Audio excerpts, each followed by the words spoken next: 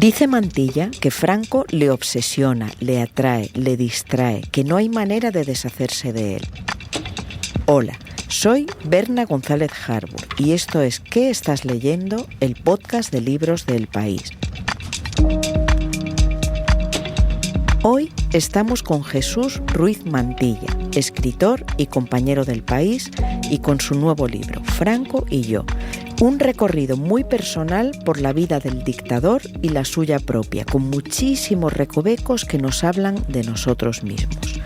Bienvenidas y bienvenidos a este espacio en el que, como sabéis, los únicos algoritmos somos nosotros.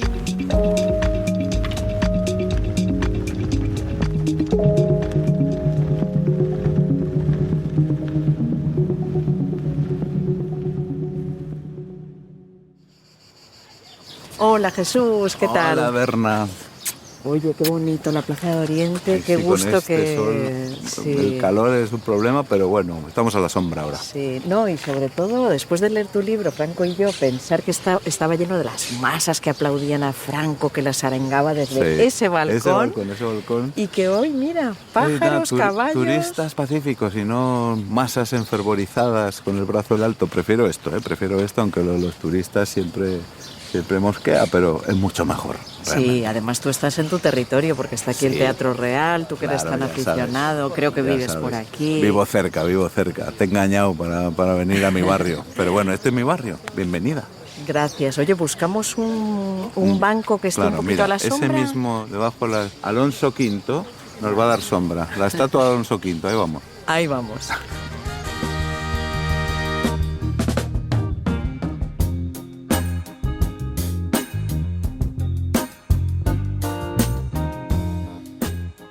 Bueno, vamos a situar a los oyentes, estamos en la Plaza de Oriente de Madrid, este lugar que hoy es de turismo, de paseo, del Madrid más febril, más agradable, y mucha gente, Jesús, no sabe lo que fue esto en el pasado. Cuéntanoslo tú. Bueno, aparte de ser el primer palacio real que construyeron aquí los Borbones, que fue Felipe V, fue el lugar donde Franco hacía sus grandes concentraciones populares. Y de las ultimísimas apariciones públicas que hizo en los de multitudes, pues fue aquí en el balcón del Palacio Real, y con esta plaza que hoy está verde, lustrosa, con algunos turistas que luego la llenarán, llena de gente, de partidarios, pues con el brazo en alto y gritando «Viva Franco, arriba España». Sí, yo me acuerdo porque tú y yo, siempre lo decimos, somos del 65, los dos de Santander, una cosecha extraordinaria, siempre tú y yo bromeamos. Y me acuerdo, éramos niños tú y yo, pero me acuerdo esas masas aquí enfervorecidas que cuando luego murió ya nos dimos cuenta de que, bueno, había mucho... Claro, y aparte de eso, peores, luego ¿no? También aquí estuvo el cadáver expuesto, y las colas que se hicieron para verle y para despedirse nos sobrecogieron a los niños que vimos aquello, ¿no? Claro que sí, me ha sorprendido que en tu libro tú dices que no recuerdas el momento exacto. Yo lo recuerdo perfectamente en el colegio y cómo lloramos todas, era colegio de monjas, porque parecía la gran tragedia nacional. Solo después nos dimos cuenta de lo que había pasado. Pero bueno, vamos con tu libro. Nos llevas de viaje a la vida del dictador, de Franco, que marcó la tuya y las nuestras. ¿Cómo te has embarcado en esto? ¿Por qué? Bueno, yo creo que es una obsesión que me persigue de por vida, ¿no? Y Franco es un paradigma y un enigma que nos define grandes cosas dentro de nosotros. Creo que todos los españoles tenemos una relación íntima con Franco, todos los españoles de ciertas generaciones.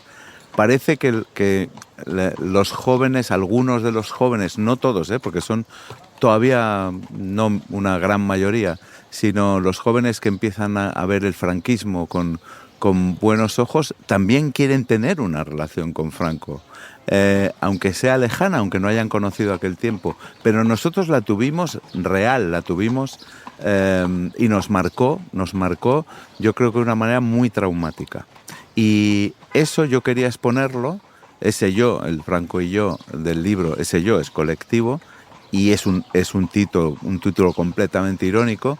Yo quería exponerlo y quería ahondar en ello, quería viajar, hacer ese viaje introspectivo a ese subconsciente colectivo que yo creo que marca el carácter de nuestro país. ¿Por qué no logramos deshacernos de él? Bueno, porque es un trauma no bien resuelto, solo el tiempo lo curará, pero todavía el tiempo ha sido escaso para curarlo del todo. Describes, por ejemplo, cómo alguna estatua de Franco, por ejemplo la de nuestra ciudad, Santander, ha durado, creo que citas hasta 2008, ¿no? Sí, fue la última que se quitó en la península. Entonces los simbolismos, bueno, hasta este año hemos tenido la polémica de cambiar los nombres de las calles que puso la dictadura y que resulta una afrenta, yo creo que para todos los demócratas.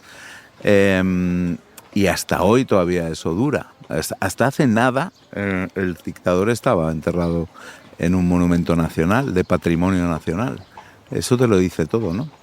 ¿Y cuánto ha costado? ¿Cuántas protestas han exacto. costado los intentos y finalmente la realización de su salida de aquel Valle de los Caídos, ¿no? Sí. Tú te declaras y hablas muchas veces en el libro del miembro del franquismo sociológico. Sí. ¿Qué es? Jesús, ten en cuenta que no solo estás hablando conmigo, que lo sé porque soy de tu generación. Sí. Piensa en nuestros oyentes. Hay muchísimos jóvenes, muchísima gente que nos oye en América Latina, en otros países europeos. Allá donde se oye el español, donde la gente habla español, escuchan este podcast y es una maravilla. Y os mando un saludo a todos los que estáis ahí. Define para toda esa gente qué es el franquismo sociológico. Bueno, yo creo que era ese narcótico que él intentó aplicar al final de la guerra. Hizo una guerra muy violenta precisamente para aplicarlo, es decir, para hacer que se olvidaran, o que nos olvidáramos los españoles de toda salida o de todo ideal de nuestro país que no tuviera que ver con el suyo. Mediante métodos violentos o por el exilio, para eso he hecho una guerra larga, para aniquilar al enemigo o para expulsarlo. Lo consiguió, y eso consiguió también, bueno, pues que todo ese aparato de propaganda que impulsó y que decretó, pues obrara sobre las mentalidades de un país que estaba narcotizado, que estaba dormido y que estaba preso de un trauma que no quería volver a repetir. Lo que los españoles que quedaron aquí no querían es que la guerra volviera a repetirse. Y eso fue una ventaja para él, ese miedo fue una ventaja para él, y en esa victoria, porque no fue paz, como explica muy bien Fernán Gómez en las bicicletas Son para el verano, en esa victoria él impuso una manera de ver la vida que no tenía salida sin él. Y nosotros crecimos, nuestros padres, que son los niños de la guerra, crecieron en eso, crecieron en no queremos líos, queremos olvidarnos de lo que ha pasado y sobrevivir a esto, tratar de, llevar la comida a casa todos los días, no meternos en líos. Eso yo creo que era el franquismo sociológico. Y nosotros yo pertenezco a una familia de esas en las que dejemos estas cosas. Fue muy duro para todas las familias, en todas las familias había miembros de los dos bandos y no queremos volver a repetir eso. Y lo mejor es olvidarnos, seguir, pero olvidarnos. Sí, es muy buena definición y me reconozco en ella también, ¿no?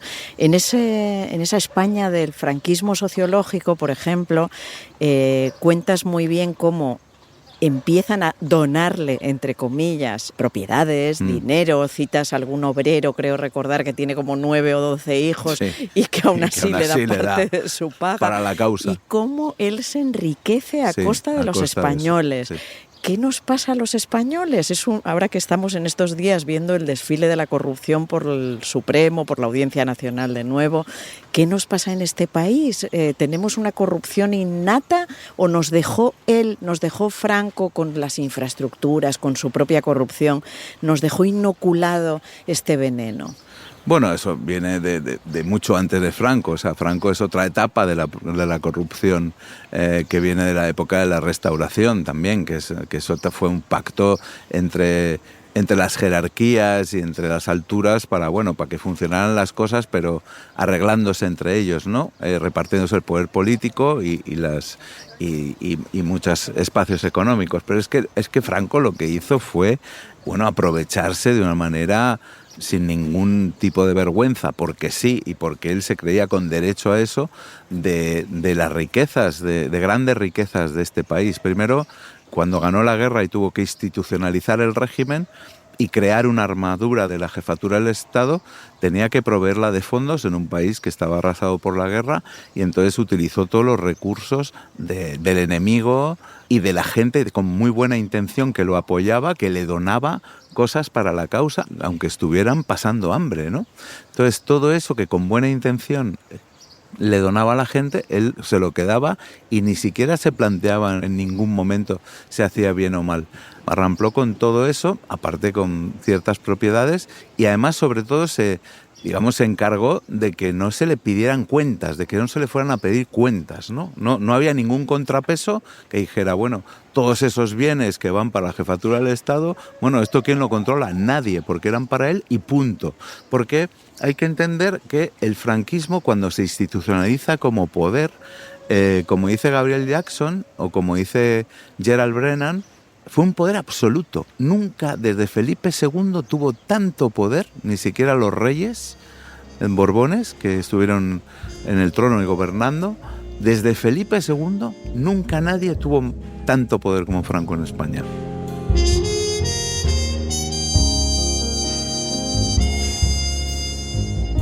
Y aún así, no me desahogo de él, no nos deshacemos de él. No soy capaz de esputarlo, ni de vomitarlo, de limpiarme, ni purificarme.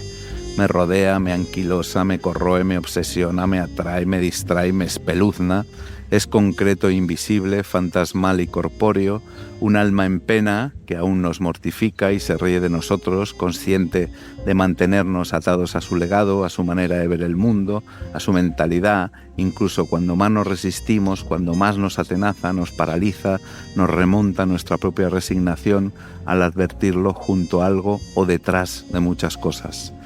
Quienes coincidimos con él en vida no nos libramos, no nos liberamos, aceptamos nuestro antifranquismo como guía vital, como parte intrínseca de un resto del propio franquismo, así como un ateo debe negar a Dios porque previamente ha reconocido su existencia. Al mirar hacia adelante, no podemos dejar de prestar atención hacia lo de atrás. Es una carga y una condena. Apabulla incluso en nuestra propia voluntad de desatarnos. Una perversión, una atrofia, una semántica, una sintaxis, una ortodoxia, un vocabulario, un lenguaje.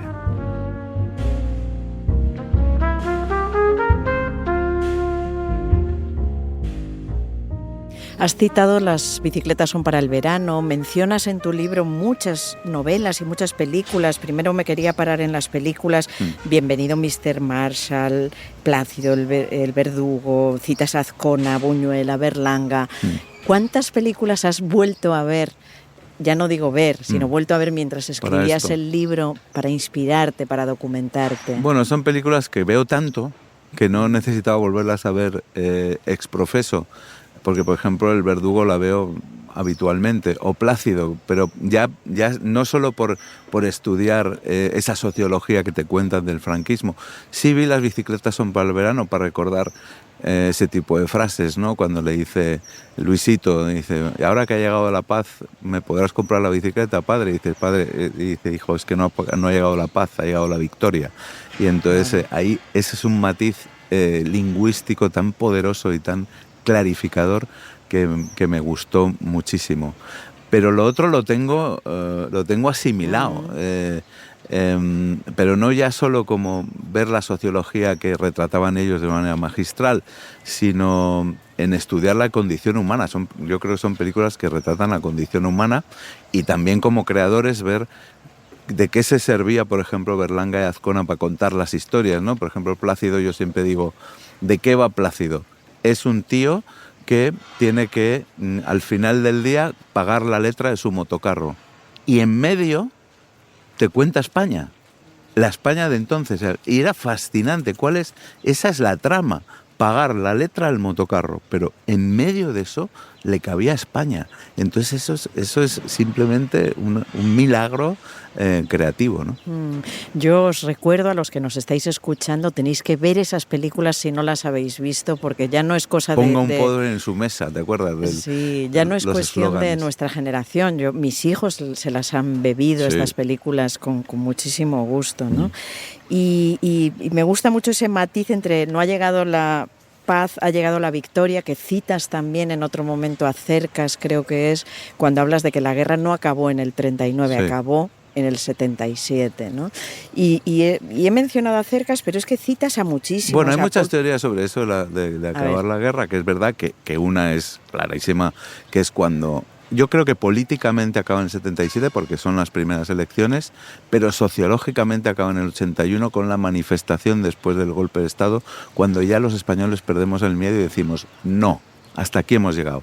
Ahora somos y queremos ser en masa una democracia. ¿Estás orgulloso hoy de esta España?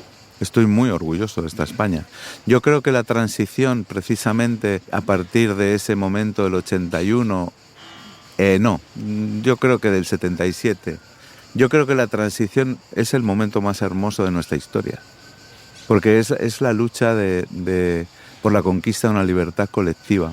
Y eso es lo que cuenta Franco y yo. Franco y yo, en el fondo, Franco es un MacGuffin. Estoy 39 capítulos hablando de Franco, pero no quiero hablar de Franco. Lo que quiero hablar es de cómo mis padres, por ejemplo, o como yo, como tú, crecimos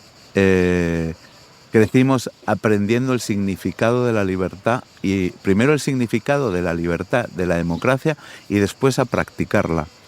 Creo realmente que eso fue un momento de una belleza colectiva que no se ha repetido en nuestro país nunca, que no ha ocurrido nunca, porque si ves, es decir, el advenimiento de la Segunda República, que fue un momento también hermoso, no acabó bien, pero sin embargo nosotros vamos todavía por el buen camino. Y tenemos las armas, el convencimiento colectivo en gran parte de que la democracia es el único camino de progreso. Y creo que los españoles siempre han sido muy conscientes de eso. Creo que la imposición del fascismo en España fue algo que se tuvo que hacer por la fuerza porque no cabía en nuestra mentalidad ni en nuestra manera de ver la vida. O sea, sí cupo en la mentalidad de la Italia fascista y de la Alemania nazi. ¿Por qué?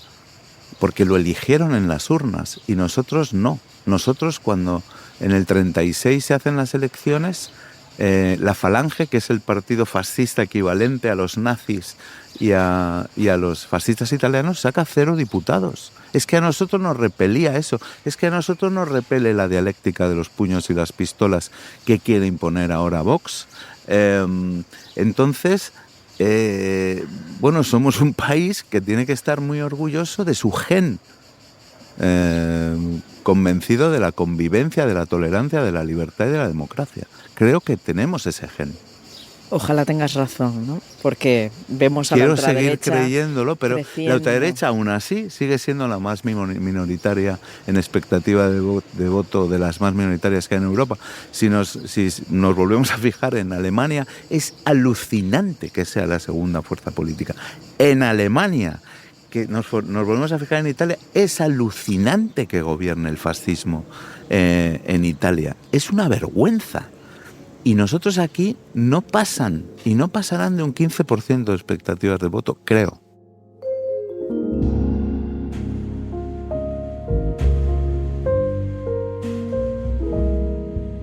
Rememorar aquello me ha revuelto de tal modo que anoche Franco volvió a aparecer.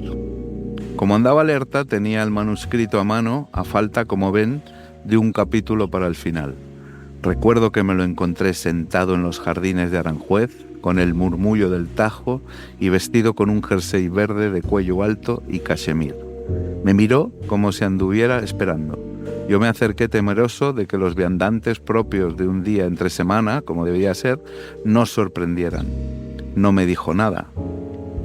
Excelencia, le he estado esperando con esto preparado para entregárselo. Lo cogió y sonrió al ver el título. Seguía en silencio. Me gustaría que le echara un vistazo por si observa algún error. No querría caer en el ridículo. Tampoco creo que le guste, pero me apetece conocer su opinión. ¿Está seguro? fue lo único que me preguntó. Completamente, respondí. Ni siquiera dio tiempo a que me diera las gracias.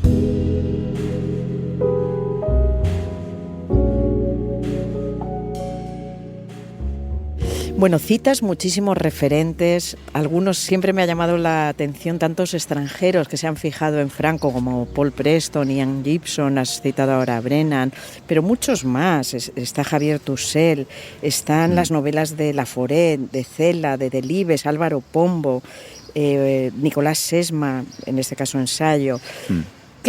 ¿Cuántos libros has leído para hacer este libro? ¿Cuántos libros has necesitado y qué grandes autores han sido tus referentes? Bueno, he leído más de un centenar de libros.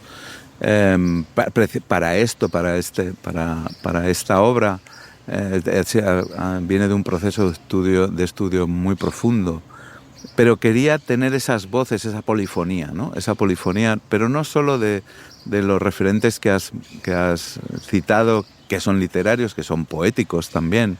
Está Ángel González, está Antonio Gamoneda, está Damaso Alonso, está Luis Rosales. Quiero decir que hay referentes poéticos, hay referentes novelescos, pero sobre todo hay referentes historiadores y de hispanistas. Y lo que hice un esfuerzo muy importante es en que no solo estuvieran los canónicos que ya conocemos, que están. O sea, Preston va a ser siempre el tronco de alguien que quiera estudiar el franquismo. Ángel Viñas también. Obviamente Gabriel Jackson, Hugh Thomas, Gerald Brennan, que para mí es un descubrimiento. Gerald Brennan para mí fue, digamos, el advenimiento de una visión o sea, cuando leí El laberinto español entendí perfectamente, entendí muy bien lo que era nuestro país. Quería incorporar las nuevas generaciones de voces de nuevos historiadores que están en ello, como Nicolás Sesma, como Arnau Fernández Pasalodos, como Javier Rodrigo, o como Ana Caterina Hoffman, Pilar Mena, que no entran tanto en libros como este, que es un híbrido, y que quería que convivieran con esa visión canónica del franquismo, ¿no?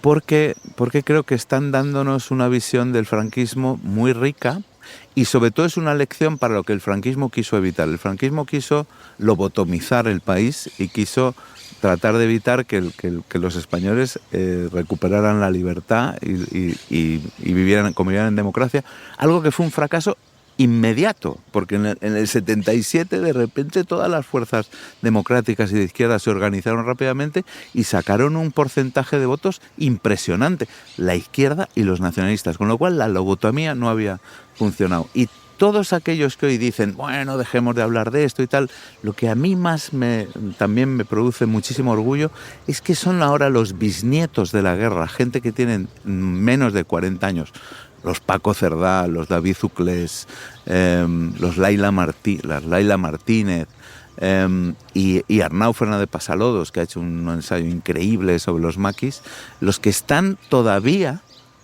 tratando de entender eso y dando una visión con unos puntos de vista muy originales, muy nuevos, muy del siglo XXI.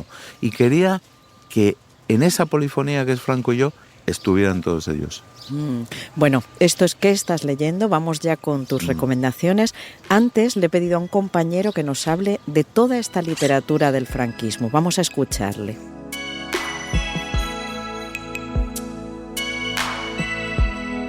Hola, soy José Andrés Rojo. Publico en El País una columna semanal los viernes en las páginas de opinión y trabajo en la unidad de edición del Papel. En los últimos meses han salido varios libros sobre Franco, aprovechando el aniversario de su muerte. Quizá el más importante sea Franco, de Julián Casanova, una síntesis muy ajustada con preguntas que harían las nuevas generaciones. Es una manera de acercar al personaje a la gente que no supo antes de él y que está contado con mucha precisión y con mucho rigor histórico. Otro que tiene también interés es el Franco El dictador que moldeó un país, de Gilles Tremet, que es un historiador y periodista británico que tiene la virtud de aproximarse a Franco desde una mirada de fuera, muy poco contaminada, y para contar cómo fue que este señor durara tanto en el poder y tuviera tantos apoyos internos. Otros libros que tienen también mucho interés es el que hizo hace un tiempo Nicolás Sesma, Ni una, ni grande, ni libre, que aborda más que la figura del dictador, la dictadura, y muestra que tampoco fue una anomalía, que contó con más apoyos de los que aparentemente se cree que tuvo, y que fue una cosa coral. La dictadura no fue algo de un hombre, sino de un grupo de gente. También me gustaría destacar una cosa más centrada en un tema específico, que es el libro de Cira Boix, que se titula La nación viril, género, fascismo y regeneración nacional en la historia franquista. Se ocupa sobre todo los primeros años de la dictadura franquista y aborda sobre todo la voluntad de vender un modelo muy viril de lo que tiene que ser un país. Bueno, ahora sí, Jesús, vamos con tus recomendaciones. Has querido empezar por El loco del fin del mundo, de Javier Cercas. Cuéntanos por qué. Bueno, es que para mí Cercas tiene, desde que escribió El punto ciego y desde que leía Anatomía de un instante y Soldados de Salamina, pero sobre todo Anatomía de un instante, creo que nos marca un camino contemporáneo en la literatura europea. Creo que es el escritor vivo de los más respetados en Europa y en América Latina. Por el cual transitar, que es el de la transparencia literaria. Es esa cosa de que no ocultar al lector que es cómo se hace una novela. Y en El loco del fin del mundo, Cercas vuelve a ser Cercas después de haber hecho la serie esta de La Terra Alta, y hace esos juegos y hace esa complicidad con el lector tan impresionante, ¿no? Y tiene esa ingenuidad de quien se encuentra con algo que no sabe si le va a fascinar, pero le fascina. Tiene esas diatribas y tiene ese suspense que él ha logrado ahora, como hizo Humberto Eco en El nombre de la rosa, un suspense teológico, con conversaciones con cardenales. Por ejemplo, ese primer encuentro con un cardenal que le habla sobre una de las características del Papa Francisco, que es el discernimiento, es fascinante, no puedes dejar de leerlo. No sé cómo se las arregla el cabrón para engancharnos incluso en eso. Sí, tú has utilizado también esa técnica, ¿no? Sí. De meternos Yo lo llamo en tu trabajo. transparencia literaria. Incluso, por ejemplo, cuando nos cuentas cómo a partir de un archivo que conociste, sí, empezaste a indagar en este mundo. Cuéntanos lo del archivo que fue tu punto de partida. Ese fue la génesis del libro, porque ahí yo me encontré con un hombre generosísimo que tenía un archivo sobre la violencia del siglo XX, que me lo abrió, me lo puso a disposición para hacer reportajes para El País, pero que luego había tantas cosas que yo pude utilizar esa parte del archivo para empezar a pensar en esto que es hoy Franco y yo. Y entonces Castañé, José María Castañé, que es el hombre este hombre que puso a su disposición ese archivo increíble que hoy está en Harvard sobre la violencia en el siglo XX, bueno, pues me dio todos los documentos inéditos que pude publicar en El País y que acompañan la estructura y muchos de los capítulos de este libro. Entonces fue un acto de generosidad increíble. Yo lo cuento y Castañé es uno de los personajes del libro porque me parece también un representante de aquella España de la época muy, muy interesante. Bueno, nos quieres traer también La península de las casas vacías, cómo no, de David Uclés, este gran revolcón de la literatura contemporánea que ha vuelto a mirar precisamente a nuestra guerra civil. ¿Por qué nos traes a Uclés? Yo creo que La península de las casas vacías no es un libro, yo creo que es un acontecimiento, precisamente por lo que hablábamos antes de los bisnietos. Ha sido imposible imponer la lobotomía colectiva. Los bisnietos todavía quieren saber las preguntas que los nietos, que seríamos nosotros, no hemos sabido resolver bien.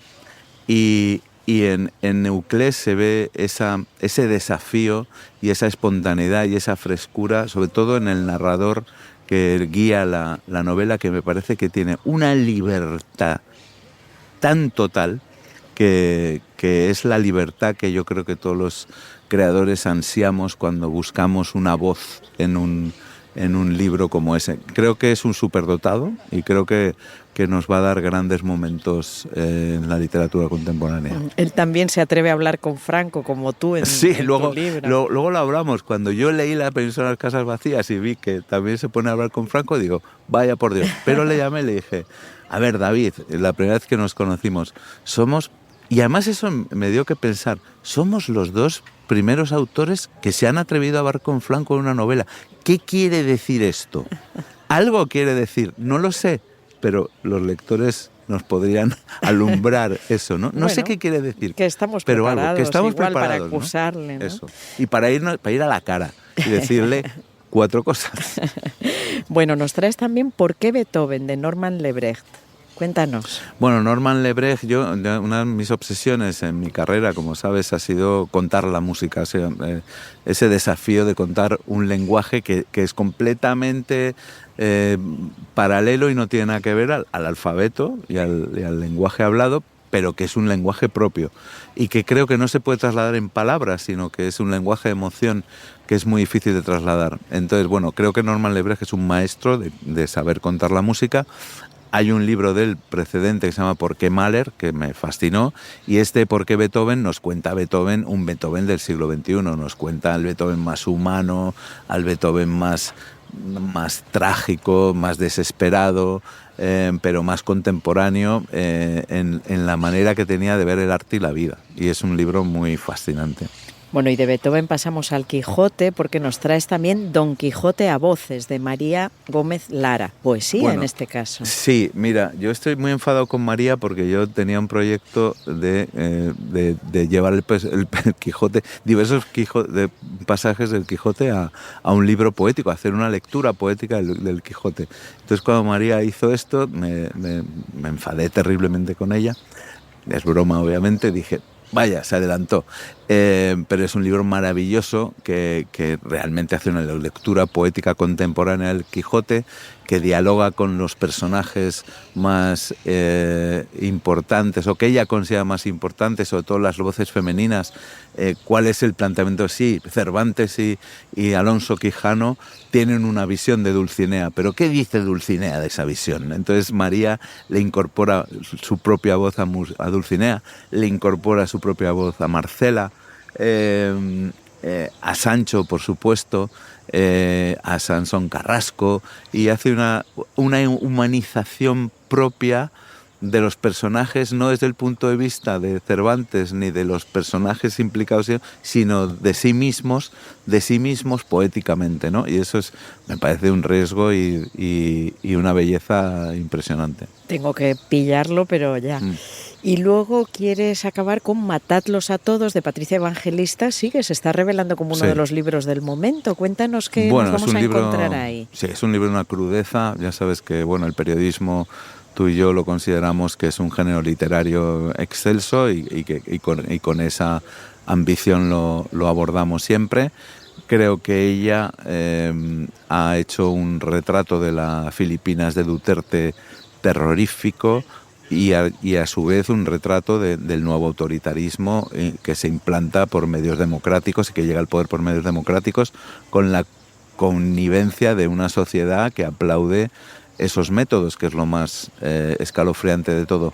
Y ella, que dice que es una persona que tiene poco vocabulario, no es que tenga poco vocabulario, es que para el tipo de periodismo que ella hace necesita poco vocabulario porque, por ejemplo, el verbo matar no tiene sinónimo, es matar y punto, y aparece mucho en su libro, pero es una crónica estremecedora de hasta dónde puede llegar el autoritarismo plantado en el poder por medios democráticos y sin cortapisas. Es increíble.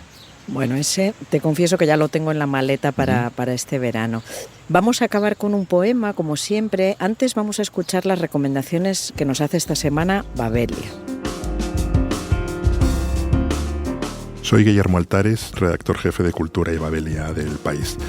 10 aves que cambiaron el mundo, de Stephen Moss, es un extraordinario libro de historia porque conecta la naturaleza con el pasado y el presente de la humanidad. Entre las muchas historias que cuenta está la de los gorriones. Cuando el gran salto adelante en 1958, Mao ordenó el exterminio de los gorriones de China porque decía que se comían el grano y que dificultaban la agricultura y que podían causar hambre. Lo que ocurrió es exactamente lo contrario. Mató a millones de gorriones, dejaron de comerse el grano, que era insignificante, y dejaron de comerse los insectos. Las plagas se abatieron sobre los campos de China y millones de personas murieron de hambre. Es una de las muchas historias que contiene este libro de Stephen Moss. Yo, Julio César, de Montesquieu y Neville, es una biografía, digamos, una autobiografía, porque habla Julio César en primera persona de Julio César en cómic. Y uno lo abre con la impresión de decir, ¿qué me van a contar de nuevo de Julio César? Y te cuentan muchas cosas de nuevo. Son historias conocidas, pero muy bien dibujadas, muy entretenidas. Es Julio César contando su vida poco antes de su muerte. Realmente está muy bien hecho el cómic y el gran momento de la historia de la humanidad, que puede ser el cruce del Rubicón, cuando cambia la historia de Roma, por ejemplo, está contado con una sencillez y a la vez con una emoción. Es un tebeo muy diferente y un libro de historia muy diferente. Por último, Fernando Bermejo Rubio, que es un historiador que tiene un gran libro sobre Jesús de Nazaret, ha coordinado un libro que se titula Servicios de inteligencia en la antigüedad, los orígenes históricos del espionaje en Acal. Y de nuevo, como ocurre con el libro de los pájaros, como ocurre con el cómic de Yo, Julio César, es un libro lleno de historias dentro de la historia, y una de las cosas más interesantes son la cantidad de especialistas que hay de todo. Por ejemplo, habla de un historiador que se dedicó a investigar a través de un pasaje de la Ilíada cómo eran las señales de humo y cómo se utilizaban las hogueras para comunicar noticias en la antigüedad, como en aquella famosa escena del Señor de los Anillos, pero de verdad. Tiene ensayos sobre el espionaje en el Antiguo Egipto, el espionaje en la Roma oriental, digamos en el Imperio Romano de Oriente, y es un libro muy, muy divertido y a la vez donde uno aprende cosas que jamás sabrá que no sabía.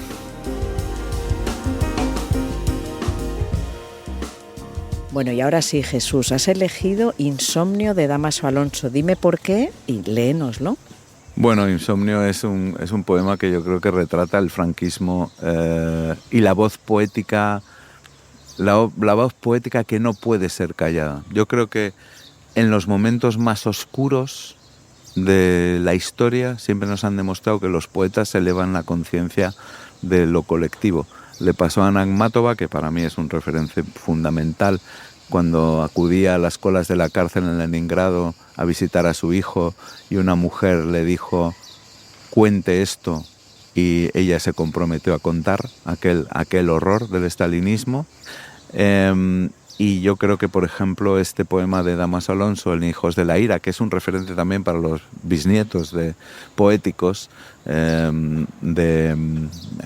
españoles, creo que retrata con una valentía impresionante pues la España de la época, la triste España de la época, que necesitaba el grito poético y la voz poética adecuada para que pasara la historia, el sentimiento realmente colectivo de horror, de espanto, de represión, de impotencia que sentía la gente.